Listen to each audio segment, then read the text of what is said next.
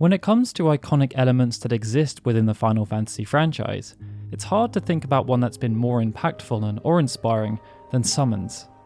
Often appearing as beasts of immense power, ever since their first appearance as a gameplay mechanic in Final Fantasy III, summons have returned time and time again, albeit in different forms and with different lore, to provide assistance to parties in times of need. But how they've appeared has seldom stayed the same. Numerous names have been used through which to refer to summoned beasts, and even though some specific summons have appeared with a degree of consistency, the volume of summons available to the player, how they have tied into the lore, if indeed they have at all, and the very nature of their existence has changed quite a lot over the years. And it's those underlying mechanics that we're going to run through today. But before we do, a few disclaimers. Even though we are going to touch on the lore associated with summons, this will not be done with any significant detail on individual instances. It will instead be done just as we have done with Job Evolution's videos to establish common threads, as opposed to providing a deep dive into the story of specific games. We will not be covering a deviation of the summon mechanic that has become prevalent within the mobile games. This has seen players able to summon other players to assist or characters from other games, and it's been excluded because we feel it's different enough to be an independent mechanic. And lastly, we will not be going into any great depth about the summoner job, or the specific characters like Rydia, Garnet and Yuna who have a strong affinity with summons, as that feels more appropriate to a summoner evolution video than a video about the summons themselves. Now, with those disclaimers out of the way, we suggest you strap yourselves in as we are about to explore the complete evolution of summons. It's been a while. Even though creatures who would later become summons had featured within the first two installments of the Final Fantasy franchise, it wasn't until Final Fantasy III that their power would become accessible to the player. This became possible thanks to the addition of a brand new suite of jobs, with the Evoker and Summoner being created for the specific purpose of calling upon the power of legendary beasts. Much like other forms of magic, summon spells could be purchased from vendors and they were assigned ranks.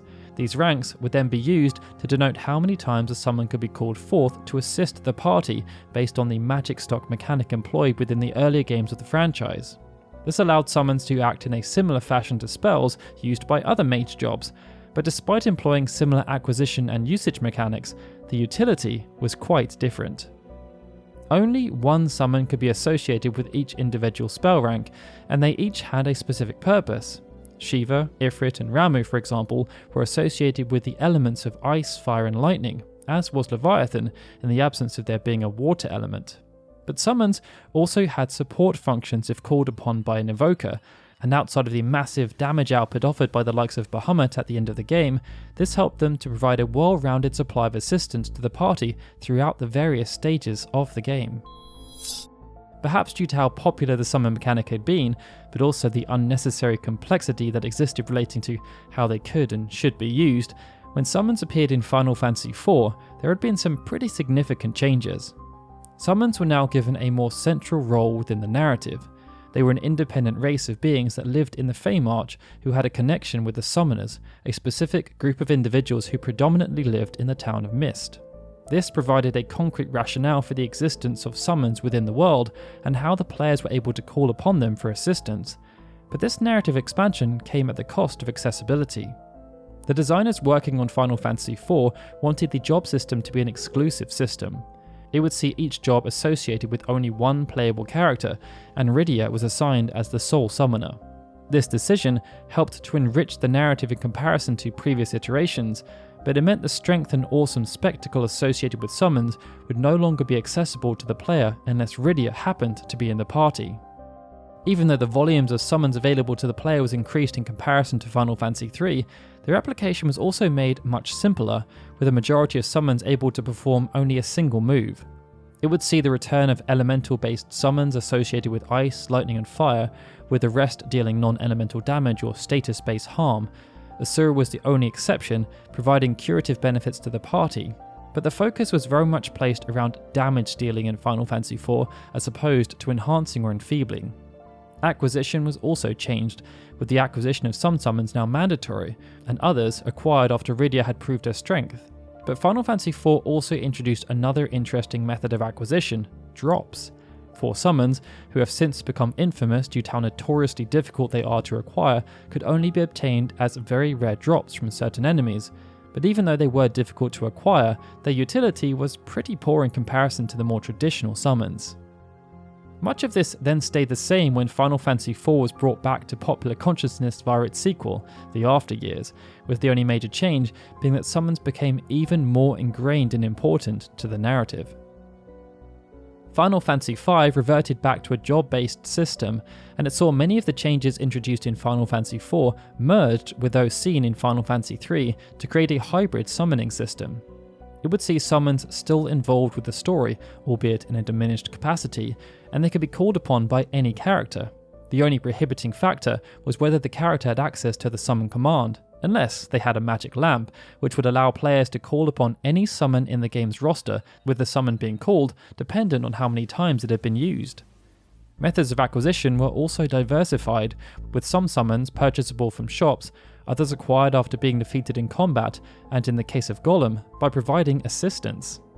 The majority were reduced to only having one move, with the 2 exceptions being Chocobo and Odin, and focus was again placed around damage dealing and enfeebling, as opposed to providing bonuses to the party.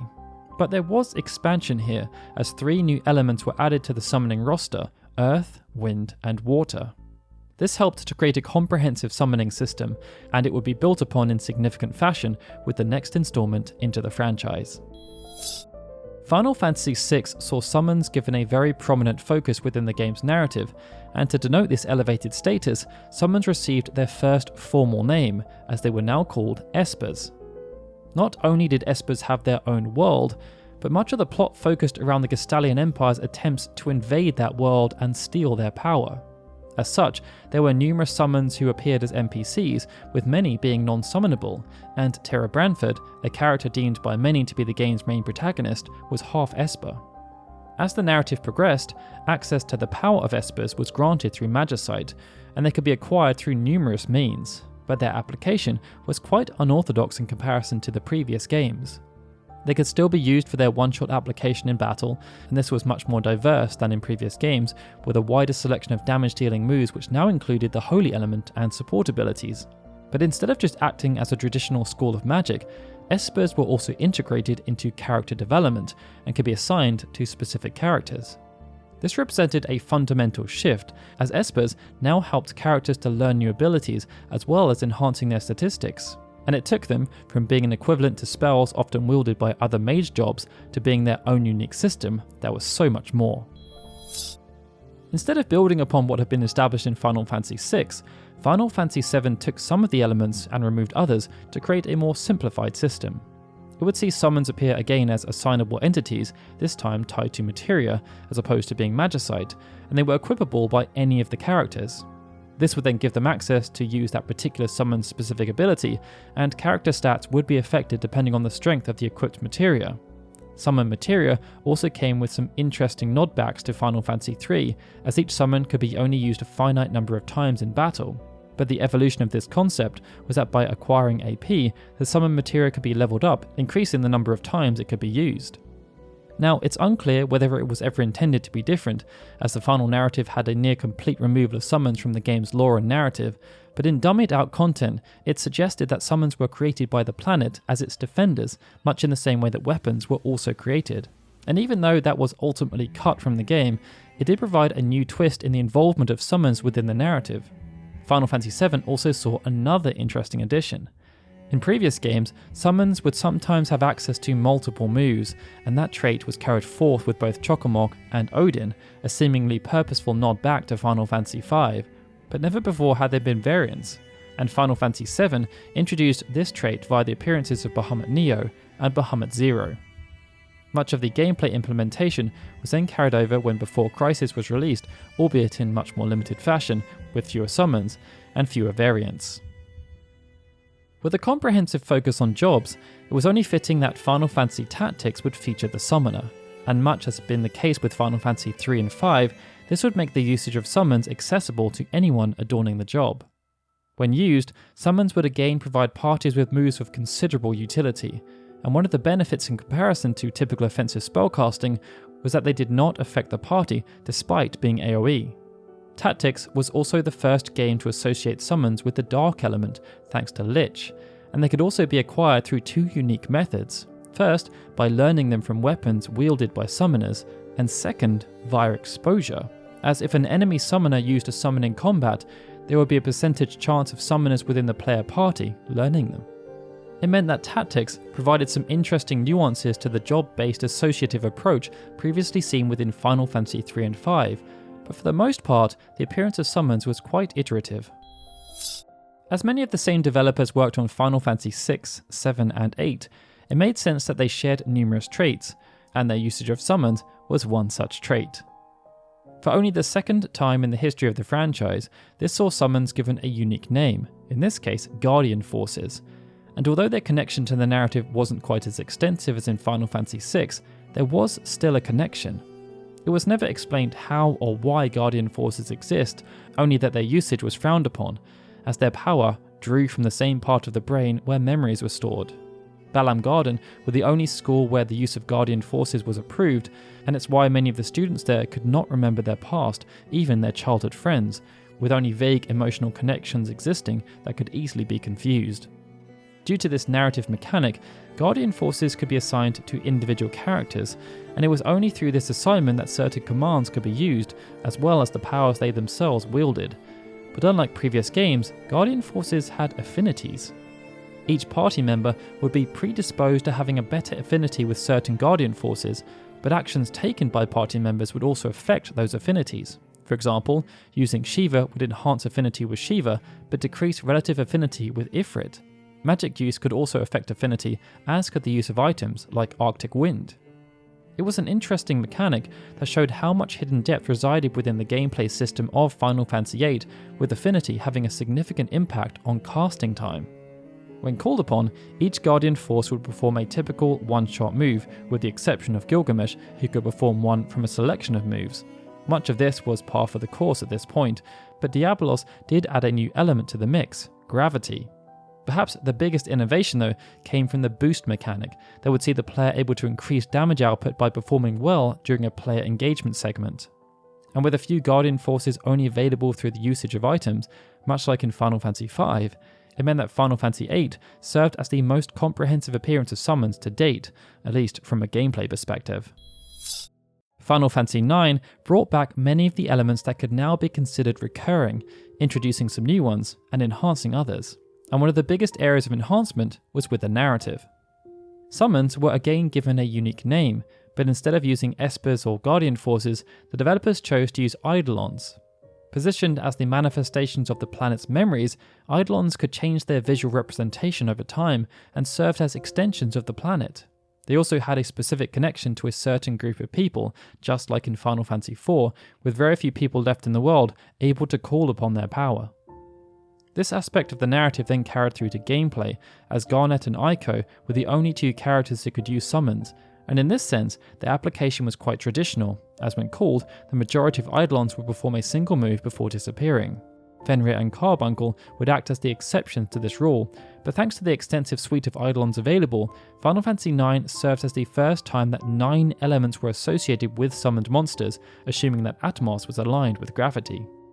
The two most interesting aspects, however, were how damage could be influenced by the player. Unlike in Final Fantasy VIII, where there was a load of interaction, in Final Fantasy IX, the influence would be much less active. In the initial sense, damage could be influenced by the animation length that was selected, as each summon had short and long animations. But some Eidolons could also have their damage influenced by how many Eidolon-related items the player had in stock. And when throwing in the ability for Phoenix to appear at random, even if Eiko was not present in the party, it meant that Final Fantasy IX was quite an important game for establishing many of the core concepts related to summons. The strong focus on narrative involvement then continued with Final Fantasy X, and it was perhaps because of this that the developers chose to use another unique name. It would see summons referred to as Aeons, and they would again be associated with a small group of people called Summoners who sought to try and bring peace to Spira by vanquishing sin.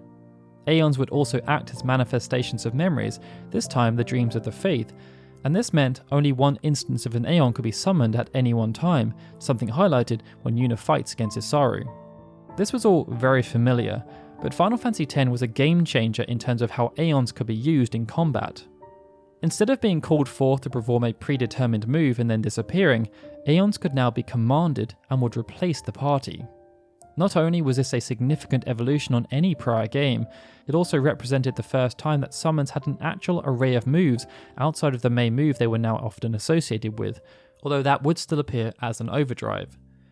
Because of this new application, it would also see Aeons given their own stats, which could grow, and they could learn new abilities to improve their use. Despite this expansion, Aeons were only associated with 3 elements, something that had not happened since Final Fantasy IV, and the method of acquisition was quite standard, with the majority gained through natural progression after visiting the various temples. But there was another interesting trait introduced: evil summons. They were not present in the original Japanese or North American versions, but Final Fantasy X International and the subsequent European version included the Dark Aeons, sinister, alternative versions of the Aeons that could only be fought against and could not be acquired. The next game to include summons was Final Fantasy XI, and due to its massive scale, a significant amount of thought was placed around how they could appear without feeling too overwhelming in terms of both their size, but also their damage output. From a narrative perspective, summons, now known as avatars, were manifestations of the goddess Altana, and they were split into 2 groups: sleeping gods, each tied to one of the 8 elements and having a constellation in the night sky, and terrestrial avatars, who were bound to Vana'diel and tasked with protecting the mother crystals. Many could be obtained after being bested in combat, with some still unattainable even now, but those that could be obtained could only be used by those adopting the summoner job, and this is where we saw a few evolutions. In the initial sense, as there could theoretically be an unlimited number of summoners present, the same could also be applied to summons. So an entire party of summoners could all call the same avatars at the same time. This wasn't too different from many other games where summons could be associated with multiple characters, but Final Fantasy XI differed in that instead of replacing the party, something that could allow for consecutive summoning, avatars would act as an extension of the party, and this meant you could have, for example, 6 carbuncles all supporting the same party. This was a significant evolution, as avatars would appear as commandable beasts, each with a moveset that was much more expansive than had ever been seen before, even in comparison to Final Fantasy X. And with the ability for them to also learn new abilities, it meant Final Fantasy XI acted as a very comprehensive iteration of the summoning mechanic. By the time Final Fantasy Tactics Advance was in development, the use of summons had been pretty well established. Numerous development teams had seen fit to integrate them within their relative narratives, linking them to either jobs or small groups of individuals, and when their power was called upon, they would provide significant utility to the party. Ever since Final Fantasy VIII, they had also strayed away from the term summon, being provided with specific names that tied them closer to their respective narratives, and the development team of Tactics Advance chose to continue that trend while also deviating away from it. And that was because, unlike every prior game, Tactics Advance featured 2 types of summon: those that were based on the traditional suite of summoned beasts, known as summons, and those that were based on the specific lore of Ivalice, known as Totemer. It was the latter group that would have a closer connection with the world, as the 5 Totemer represented the major races present throughout Ivalice and served as protectors of the world. They were also granted a unique summoning mechanic, as their power could only be called upon by members of the specific race they represented, and only if the player had enough judge points to spend. This represented a significant evolution, and it appeared in addition to the more traditional summoning mechanics which mirrored what was seen within Tactics. This would see summoned beasts associated with those who adopted the summoner job, although this time the job was Viera exclusive. When called upon, they would each perform a singular move, some of which were elemental, and they needed to be learned from weapons, just like in the original game. Tactics Advance was soon followed by another game set in Ivalice, but unlike the 2 previous entries, summoned monsters were now given a distinct name, as they were referred to as Espers, a name not associated with summons since Final Fantasy VI. They had a muted role within the story, as we learned that they were once powerful beings created by the Acuria, perhaps as their defenders, but after the actions of Ultima, they were sealed away and banished to remote parts of Ivalice. Despite not featuring heavily in the narrative, Espers built upon what was seen within Final Fantasy X, as when summoned, they replaced the party and became controllable allies. This would see them again feature an expansive set of moves and stat growth, so that their utility in combat did not diminish as the game progressed. However, their ability to learn new abilities was removed. Based on what we know from the lore, it's difficult to call the Espers that featured evil, but we do know that many of them were scions of darkness as opposed to scions of light, with Final Fantasy XII introducing the notion of there being 2 Espers for each element. And this was also an interesting evolution, as Final Fantasy XII saw Espers associated with 13 elements, a significant increase on the previous highest of 8. They were also ranked based on their strength, something not seen since Final Fantasy V, and with players also granted access to the knowledge that there was a significant number of non-summonable Espers, it made Final Fantasy XII an important game in the evolution of summons. Its sequel, Final Fantasy XII Revenant Wings, continued using the term Espers, and it also saw a significant expansion in terms of the number of Espers available. But unlike its predecessor, Revenant Wings acted more like Final Fantasy XI by having Espers serve as extensions of the party as opposed to replacements. Due to the sheer volume and their application in combat, Espers were again ranked, but they were also classified based on their combat type and their elemental association. And with them also having independent stat growth, expansive movesets, and numerous methods of acquisition, it made the appearance of Espers in Revenant Wings rather comprehensive. As Crisis Core served as part of the compilation of Final Fantasy VII, it borrowed a few fundamentals from the original game, such as naming conventions and general utility, but there was also room for a bit of deviation, and some of that deviation was rather intriguing. Ever since summons had been introduced, they had always been associated with the elements, with a summon associated with ice, lightning and fire present for every single iteration. But Crisis Core threw all of that out of the window, as even though classic summons like Ifrit and Phoenix were present, none of their attacks had any kind of elemental affinity, and were instead classified as non-elemental magic attacks.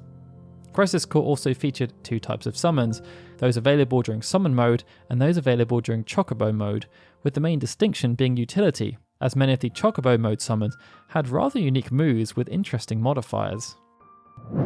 Even though it was not part of the same suite of games, the Final Fantasy IV Remake then followed a similar approach, borrowing numerous fundamentals from the original game while also including a significant deviation, and that deviation came in the form of Wit. Exclusive to the Nintendo DS version of the game, Wit was an original summon unlike anything ever seen before, and that was because player interaction had a direct impact on its development, appearance, and performance in combat. In the initial sense, players would be tasked with designing Wit's face using the stylus, and they could obtain new costumes by playing minigames, something that would make each Wit unique to the player.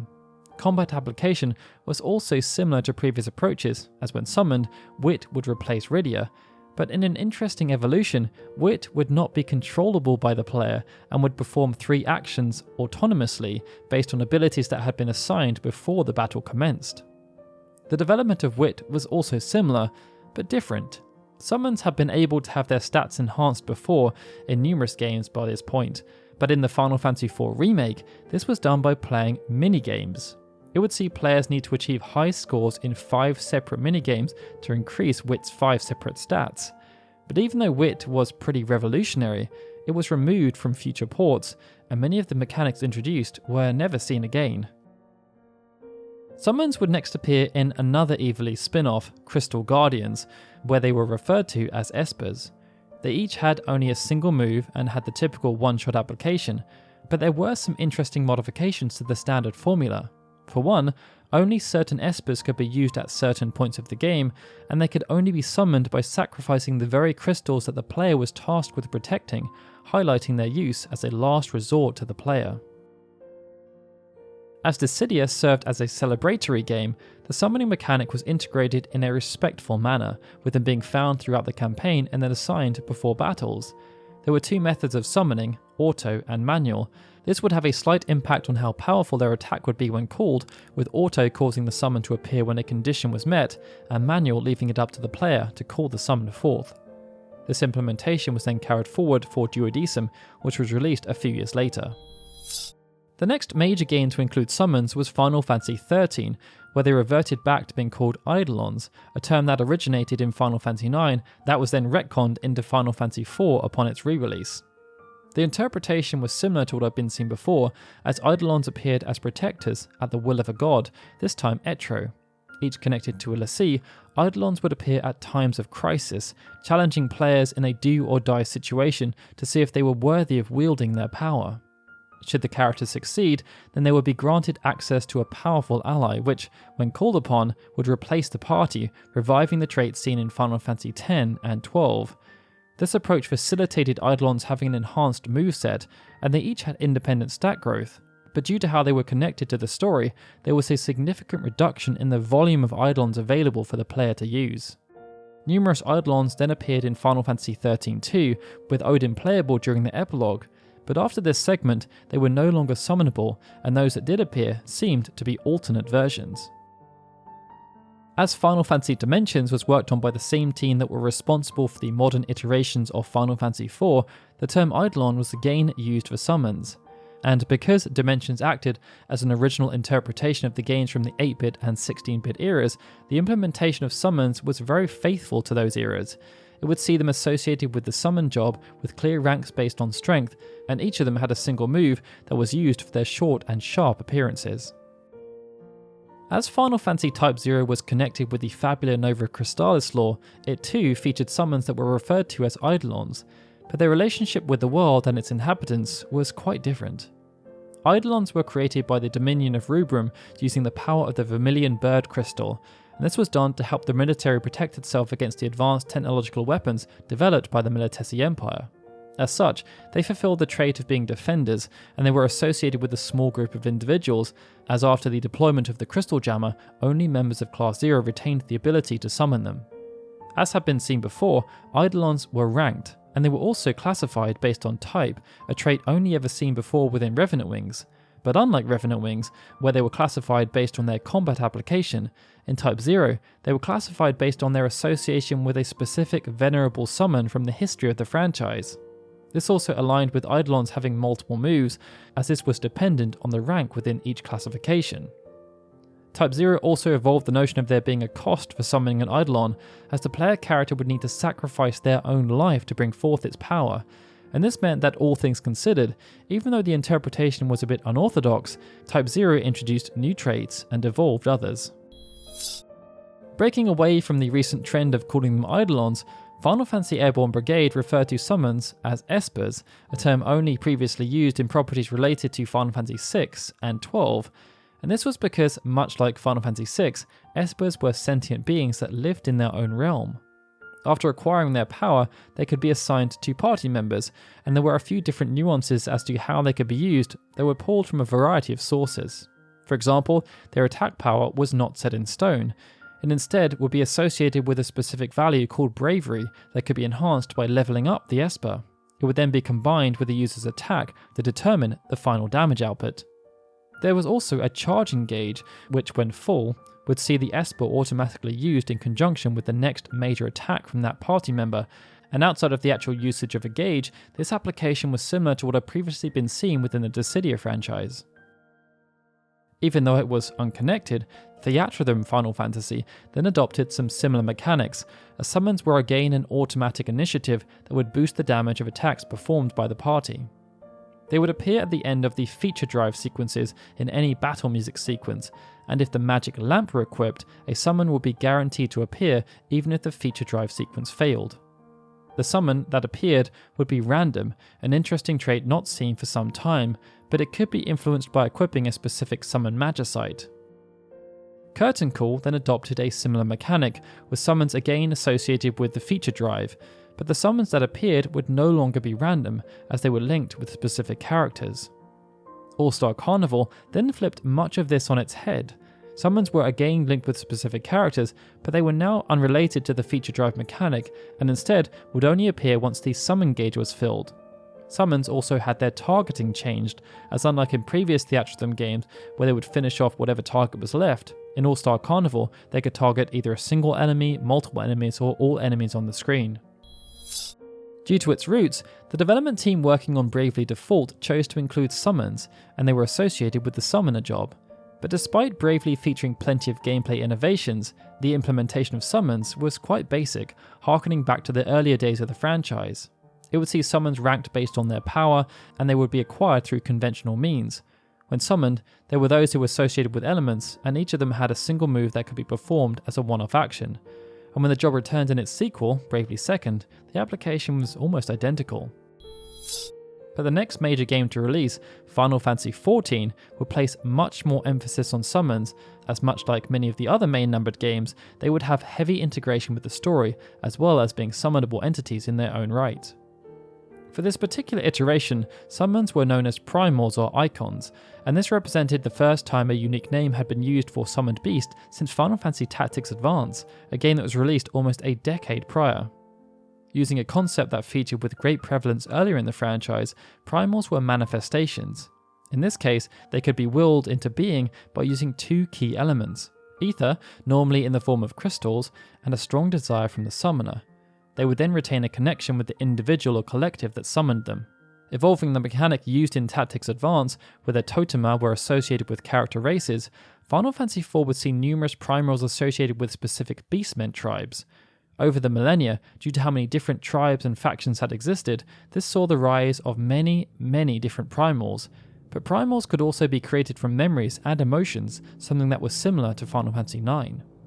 It was through these different methods of manifestation that numerous types of Primal could also be birthed, with there being Elder Primals, Newborn Primals, Heritor Primals related to Eden, and Lunar Primals related to Anima. Many were never summonable, but they would appear as foes throughout the experience. Those that could be summoned would be associated with the Summoner and Scholar jobs, as well as the Arcanist class.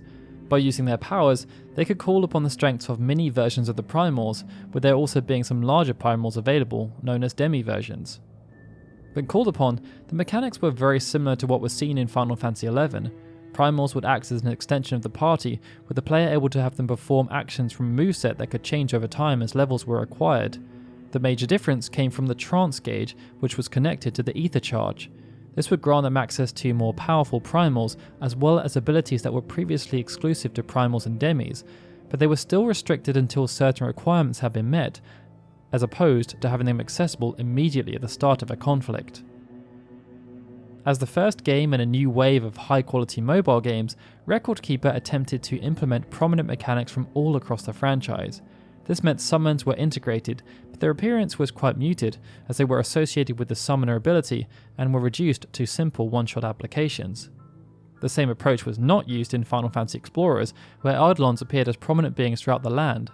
To progress in the game, players would need to defeat Eidolons, and once captured and turned into Magicite, they could be wielded by players via Trance Surge. The term Eidolon was then used again in Final Fantasy Dimensions 2, where they appeared as a sentient race and played an important role in the story, even granting humans the ability to use magic. But after some catastrophic events, their actions were in almost direct parallel to what was seen within Final Fantasy VI, as they fled the world and sealed themselves away. It made sense then that Eidolons were equipped in a similar manner to Final Fantasy VI, but instead of Magicite, they were known as Signets. This would see each player have specific signets associated with them, a trait seldom seen, and many of them were aligned with elemental affinities. Players could then learn abilities from equipped signets, while also being able to call upon their strength in battle with simple one-shot applications. Summons would also be a prominent part of Brave Exvius, where they were referred to as Espers, as they would again be integrated into the story as an independent race that had varied relationships with humans. Once obtained, after proving they were strong enough, Espers would be equipable by party members, and this would allow them to gain some unique benefits, some of which referred back to unorthodox implementations. One example was that equipping an Esper would affect a character's stats, a trait not seen since the earlier days of the franchise, with more powerful Espers leading to more significant stat boosts. They could also be used to level up stats and learn specific abilities, and by filling the Esper gauge, players could then call upon their strengths in battle. It meant that even though Brave Exvius did not necessarily innovate, by combining the traits previously seen in other games in unique ways, the implementation was comprehensive, and it made the use of Espers pretty fundamental to success. Dissidia NT was another game where the use of summons would be fundamental to success, as due to their sheer power, an encounter could be flipped on its head or snowballed to victory. Unlike the previous Dissidia games, as there was now a focus on team-based play, summons would appear on the actual battlefield and could affect the entire party. After democratically deciding on the team summon prior to the encounter starting, players would then need to work together to fill the summon gauge and then invoke the summon. When called, summons would be autonomous, able to perform a variety of moves before ending their time in the conflict by utilising their main attack. The integration of summons was then flipped on its head with World of Final Fantasy, as they were integrated into the story but could not be utilised by the player, at least in the traditional sense. Prior to this point, summons had always been an extension of the player, called to either perform a one-off move or as a limited time replacement or addition to the party.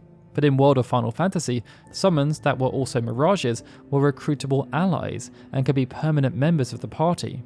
This was a significant evolution in status, but also a relegation, as the traditional summoning mechanic was instead used for guest characters like Cloud Strife, who had previously featured in other games. Final Fantasy XV was another game that adopted an original approach to summons. As we learnt more about the game, it was revealed that summons, known as Astrals, will be few in number but awesome in size. Integrated into the story, the conflict between the Astrals was central to the wider lore of Final Fantasy XV, with Bahamut and Ifrit attempting to pull the strings, and the former doing a much better job of it. Due to their connection with the crystal, they would lend their strength to the chosen hero, but in the present day, only if Noctis proved his worth. But unlike in previous games where the act of summoning was purposeful, in Final Fantasy XV it was more down to chance, and that was because their appearance was dependent on the situation that Noctis and his allies found themselves in. Titan, for example, would be more likely to offer assistance if Noctis' allies were in serious trouble, whereas Leviathan would act if Noctis was struggling and happened to be near a body of water. It made everything quite unpredictable outside of predetermined appearances, but when summons did appear, they were unlike anything ever seen before due to the power they wielded and the sheer size they had in relation to the world they inhabited.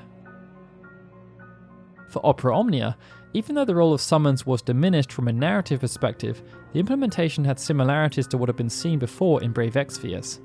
Summons could be obtained after acquiring Adamantite, and by upgrading them using farmed items, player characters could have their stats enhanced. But there was also something quite unique about summons in Opera Omnia, as outside of being able to deal damage when called forth, they would also grant effects to the player when each encounter began. Much like its predecessor, War of the Visions would feature Espers, but this time their contribution to the story was diminished, and they were relegated to being no more than a gameplay mechanic. Espers could be assigned to specific party members and had the ability to grant them bonuses during battles. By assignment, they could also lend their abilities to player characters, and it meant that even though this particular implementation was quite derivative, it was also a solid iteration. Even though the Final Fantasy VII Remake adopted many of the concepts seen within the original game, the developers were also keen to implement more modern gameplay elements, and that meant, even though summons could be assigned again by Materia, they would now assist by acting as an extension of the party. As had been seen within many of the more recent entries, summoning was not something the player could initiate whenever they wanted.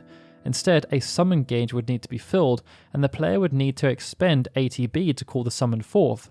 They would then appear alongside the existing party, but even though they had an array of moves to choose from, their moves were not necessarily independent. Summons would still perform some lesser moves autonomously, but to make use of their more powerful moves, players would need to expend their own ATB bars. Their final move would always be free, however, and this would happen after a finite amount of time. And that brings us on to Final Fantasy XVI, a game that we know will have a strong focus on summons, which will be known as Icons, no doubt due to the development team having a very close affinity with the team working on Final Fantasy XIV. At this point, we know that Icons will have a connection with someone known as a dominant, and that just like in Final Fantasy XII, there could be two icons associated with a single element. We also know that from a narrative perspective, their power is so great that it has been used to decide wars. We don't know that much from a gameplay perspective, but we do know that Clive will be able to wield the power as an extension of his own, something never really seen before. But in terms of the actual application, how icons will be obtained and whether they will also appear as summonable beings, well, hopefully we'll find out soon enough. Either way, from all of this, it's quite clear that summons are a very important part of the Final Fantasy franchise. Within the main number games, this has often seen summons have a very heavy involvement with the narrative, something that would complement their involvement from a gameplay perspective. And although that narrative involvement was not always carried through into the numerous spin-off games, and their implementation would often be quite derivative, the spin-offs have also been an interesting source of innovation. All things considered, it's made this a rather compelling evolutionary study, and we can't wait to see how Final Fantasy XVI furthers the use of summons when it launches in a year or so. If you've enjoyed this video, please do make sure to give us a like, and as always, be sure to let us know your thoughts in the comments section. If you'd also like to influence the type of evolutionary studies we produce in the future, make sure to check out our Patreon, as supporters get exclusive voting rights on upcoming evolution videos. Alright guys, with that, this is Daryl signing out. I'd like to extend a big thank you to all of our Patreon and YouTube membership supporters, especially Anthony Hoffman, Benjamin Snow, the livestream, Erica C. Delroet, and Gregory, who are super special Onion Knight supporters, and of course, a big thank you to everyone for watching this video. I'll see you again soon for more Final Fantasy goodness.